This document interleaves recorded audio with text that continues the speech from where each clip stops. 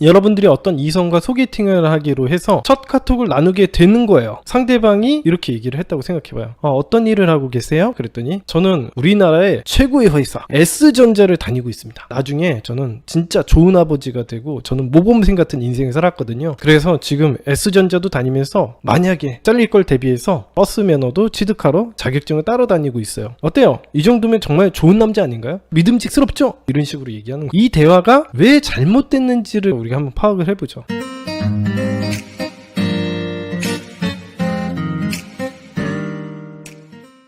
우리가 소개팅을 처음 하거나 연애를 처음 하게 되면 상대방에 대해서 알아가 보고 싶어서 궁금한 걸 서로 물어보게 되실 거예요. 이게 거의 첫 카톡이 될 수도 있는데요. 이럴 경우 절대 하지 말아야 할 것이 있는데 오늘은 폰게임 규칙 첫 번째, 너무 자세한 정보 제공은 상대방의 마음을 쉽게 만들고 만나기도 전에 여러분이라는 사람을 모두 파악하게 만들어서 더 이상 궁금하지도 않고 만날 필요가 없는 사람이 돼서 첫 데이트를 하기도 전에 카톡으로 거절당할 수가 있습니다. 카톡 첫 연락에서도 이런 일들이 일어나지만 사실 사귀는 동안에서도 비슷합니다. 여러분들이 너무 상대방을 안심시키려고 하는 행동이라던가 이런 것들이 도덕적으로는 되게 좋아 보이는 행동이지만 실제로는 상대방이 질려하고 부담스럽게 만들고 여러분에 대해서 간파하게 만들고 매력없게 생각하게 만드는 중요한 요인이 되기 때문에, 따라서 상대방에게 너무 많은 정보를 제공을 하는 것은 상대방의 궁금증을 사라지게 만들어 여러분이라는 사람에게 연락을 하고 싶다는 생각이 들지 않게 만드는 방법이 됩니다. 예를 들어서 뭐냐면, 여러분들이 어떤 이성과 소개팅을 하기로 해서 첫 카톡을 나누게 되는 거예요. 상대방이 이렇게 얘기를 했다고 생각해봐요. 어떤 일을 하고 계세요? 그랬더니 저는 우리나라의 최고의 회사 S전자를 다니고 있습니다. 나중에 저는 진짜 좋은 아버지가 되고 저는 모범생 같은 인생을 살았거든요. 그래서 지금 S전자도 다니면서 만약에 잘릴 걸 대비해서 버스 면허도 취득하러 자격증을 따러 다니고 있어요. 어때요? 이 정도면 정말 좋은 남자 아닌가요? 믿음직스럽죠? 이런 식으로 얘기하는 거예요. 이 대화가 왜 잘못됐는지를 우리가 한번 파악을 해보죠. 여러분들이 이 카톡 대화를 보면은 뭔지 모를 뭔가 답답함이 느껴지지 않습니까? 아마 이 남자는 저한테 이렇게 얘기할 거예요. 나는 잘해보려고 열심히 노력했는데 뭐가 문제냐? 라고 물어볼 거예요. 우리가 무조건 착한 행동을 한다고 해서 보상을 받지는 않아요. 여자분들과 남자분들의 이해관계라는 게 있겠죠. 여자분들은 남자들에게 기대고 싶고 의존을 하고 존중할 만한 사람을 찾는데, 여러분들이 이렇게 인정받으려고 노력을 하게 되면 상대방 입장에서는 부담을 느끼게 되겠죠. 이 남자는 뭔지 모르겠지만 좀 아닌 것 같다라는 생각을 하게 되는 거죠. 여러분들의 목적이 상대방이 우리에게 연락이 오게 만들고 싶으면은 너무 자세하고 구체적인 이야기는 피해야 돼요. 이렇게 카톡 연락을 너무 많이 진행해서는 안 됩니다. 초보자분들의 경우에는 아무래도 연락을 너무 많이 하다 보면요, 여러분들에 대한 정보 그리고 이성을 대하는 태도, 이런 것들이 분석이 돼요. 내가 여자나 남자를 만나본 경험이 별로 없고 서툴고 이런 것들이 태도로 나타나게 되겠죠. 이성과의 대화를 좀 불편하게 한다던가 긴장해서 동문서답을 한다던가 아니면은 너무 과도하게 쓸데없는 정보를 제공한다던가 이런 상황에 안 맞는 행동들을 하게 될 거예요. 그러면 상대방 입장에서는 이런 사람에 대해서 파악을 해버리게 돼요.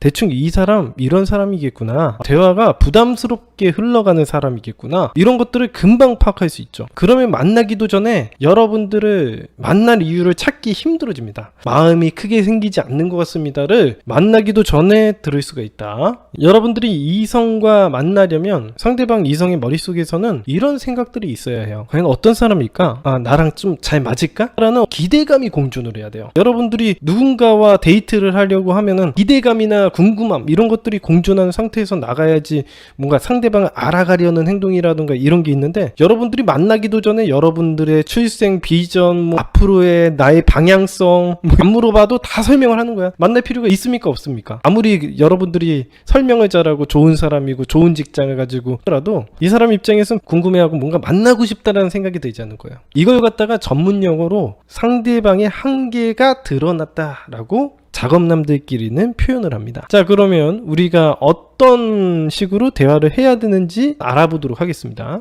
정상적인 대화를 한번 예시를 볼까요? 상대방이 지금 어떤 일을 하세요? 근데 진짜 어떤 직업을 가지고 있고 이 사람 돈벌이가 어떻고 뭐 이런 것들을 아주 구체적으로 파악하려는 사람은 없습니다. 대부분 별로 안 친한 상태이기 때문에 친해지려고 하는 행동들이 커요. 할 말이 없으니까 물어보는 경우가 훨씬 많습니다. 지금 어떤 일 하고 계세요? 뭐 직업이 뭐예요? 이런 것들 물어볼 수 있겠죠? 그러면 크게 생각하지 말고 가볍게 대화를 하면 됩니다. 컴퓨터 쪽에서 일을 합니다. 이런 식의 간단한 대화를 해야 돼요. 너무 구체적인 얘기를 하면 안 되고요. 그리고서는 상대방에게 물어봐야겠죠.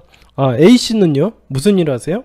저는 무슨 일을 해요. 근데 지금 요렇게 대화를 하고 나면은 할 말이 없어져요. 왜냐면은 별 의미 없는 얘기이기 때문에. 우리가 이 대화를 하는 목적은 소개팅을 하기 위해서 만남의 약속을 잡는 게 제일 중요하거든요. 만날 약속 안 잡고 맨날 무슨 일 하시냐, 직업은 뭐냐, 이것만 계속 따지고 있는다고 해서 이 사람이랑 작업이 잘 될 가능성은 없거든요. 어찌됐든 간에 우리가 만나서 즐거운 시간을 보내고 그 데이트가 다음 데이트까지 연결되게, 오늘 데이트 너무 즐거웠어요, 다음 데이트 해요, 이런 얘기가 나오는 게 중요한 거지, 사실상 정보를 공유한다고 해서 작업이 잘 되는 경우는 없습니다. 그래서 여기에서 하는 행동처럼 화제 전환을 빨리 해야 돼요. 이제 어차피 서로 직업에 대해서 이야기를 해봐야 의미가 없습니다. 그럼 그러시구나. 그러고 보니까 우리가 소개팅 하면서 만날 약속도 안 잡고 있었네요. 언제가 편하세요? 저는 주말이 괜찮습니다. 이런 식으로 화제 전환을 빨리빨리 해줘야 돼요. 이런 식으로 간단하게 물어볼 거에 대해서 답변을 해주고, 만약 상대방이 더 구체적으로 알려달라고 하면은 컴퓨터 쪽 일을 합니다. A씨는요? 그랬더니 자기가 무슨 일 한대. 그러고 나서 그러면은 컴퓨터 쪽 무슨 회사 다니시는데요? 더 구체적으로 물어보려고 할 수도 있거든요. 그러면은 이제 더 자세한 건 만나서 이야기를 나누시죠. 만날 약속을 잡으시기만 하면 됩니다. 굳이 쓸데없는 카톡을 주고받을 필요는 없습니다. 만나서 더 자세한 건 얘기를 해드릴게요, 이렇게 얘기를 했단 말이죠. 그러면 이제 상대방이 물어볼 거 아니야. 지금 얘기해 주신다고 했죠? 이런 식으로 물어보게 되면 대답을 어떻게 해야 되는지에 대해서도 이야기해 드립니다. 사실 만나서도 똑같아요. 카톡 대화나 만남에서의 대화나 동일합니다. 만나서도 순순히 이야기를 해주면 재미가 없습니다. 그래서 어떻게 보통 대화를 연습을 하시면 좋냐면, 재미있는 게임을 하듯이 퀴즈를 풀듯이 진행을 해야지 뭔가 관문을 통과하는 스릴도 있고 대화가 즐겁다라고 느껴질 겁니다. 예를 들어서 이런 거죠. 참, 직업 만나서 말해주신다고 했죠? 직업이 뭐예요?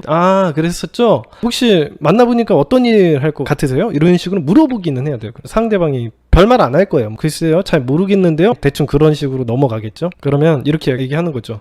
그래요? 그러면 오늘 서로 대화를 나누면서 서로 어떤 직업인지 맞춰볼까요? 되게 재밌을 것 같은데? 그래요? 일단 해보죠. 이번 데이트가 정말 재미있고 흥미롭게 흘러가는 게 중요하고, 다음번에 만나고 싶은 사람이 돼야 되는 게 중요한 거지, 이 직업 따위가 뭐가 중요하겠어요. 결과적으로 연애의 성공과 목적은 만나서 서로 즐거운 시간을 보내고 교감을 하고, 그러는 과정에서 계속 만나게 돼서 사귀는 데 목표가 있습니다. 두 번째, 상대방을 어떻게 해서든 안심시키려고 노력하지 마라. 그렇다고 해서 일부러 불안하게 만들려고 얘기하는 게 아닙니다. 무조건 불안하게 만들거나 무조건 안심을 시키거나, 이 모든 인간관계라는 게 이런 흑백 논리로 작용을 하지 않습니다. 불안할 때도 있고 안심할 때도 있고 그런 거죠. 어느 한쪽을 치우치게 행동하라는 건 아닙니다. 이 부분에 연애를 잘 못하는 사람들은 상대방 이성의 감정을 살피는 습관이 있어요. 상대방과 사귀기 위해서는 상대방의 마음을 얻어내야 한다고 생각을 하고, 그렇게 하기 위해서는 어떻게 해야 돼요? 어떻게 해서든 상대방 이성에 환심을 사야 된다고 생각을 합니다. 그 상대방 마음을 파악하는데 전념을 다하는 사람들이 많습니다. 하지만 문제는 뭐냐면, 상대방의 마음을 파악하려고 집중을 하다 보면은 상대방의 순간순간 변하는 마음에 흔들리고 평정심이 무너지는 행동들이 나타납니다. 예를 들면은 카톡 연락이 잘 되다가 갑자기 카톡 답장 속도가 느려진다거나 읽고 답장이 없다던가 하면은 멘탈이 산산조각이 나버립니다. 선생님, 끝난 것 같아요. 상대방이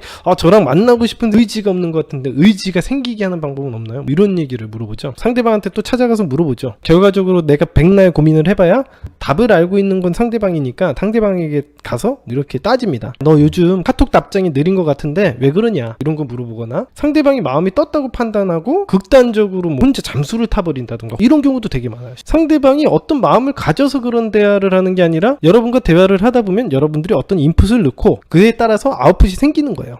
그래서 상대방도 애초에부터 뭐 어떤 마음을 가지려고 한 건 아니고 대화를 하다 보니까 지루한 마음이 들어서 얘기를 안 할 수도 있는 거고 여러 가지 상황들이 있거든요. 즉 우리의 작업 방식에 문제가 있을 가능성이 높거나 아니면 상대방 개인의 상황에 문제가 있을 가능성이 높습니다. 원인은 이 두 가지 중에 하나입니다. 사실 여러분들이 사람들과 인간관계를 하다 보면은 항상 좋을 수만은 없어요. 특히 여러분이 처한 환경에 따라서 여러분의 심리는 시시각각 변하게 되는 게 인간의 심리의 원칙입니다.